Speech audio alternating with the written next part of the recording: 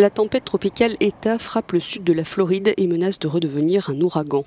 Le monstre météorologique qui a semé la mort et la destruction en Amérique centrale et dans le sud du Mexique a poursuivi sa progression, provoquant des inondations dans les zones urbaines du sud de la Floride, de nombreuses évacuations et des milliers de coupures d'électricité.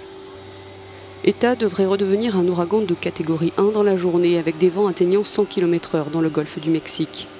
Dans sa progression vers la Floride, la tempête a traversé Cuba, causant des dommages à des centaines de maisons et de cultures, et l'on craint toujours qu'elle ne donne son coup de grâce sous la forme de fortes houles qui menacent de provoquer des inondations sur le malécon de la Havane. La population se dit prête malgré tout. Nous nous sommes préparés, je vis ici dans ma maison. L'ouragan ETA a fait plus de 200 morts ou disparus en Amérique centrale. Au Panama, les équipes de secours continuent leurs fouilles, tandis que des familles retournent dans leurs maisons détruites et recherchent leurs proches. Une mère et son père, j'espérais que je les retrouverais, morts ou vivants.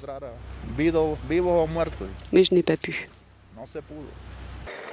Des espoirs identiques au Nicaragua, au Mexique ou au Guatemala.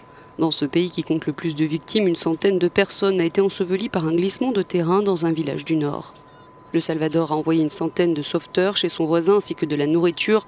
Parmi la population évacuée, beaucoup se sont retrouvés sans rien.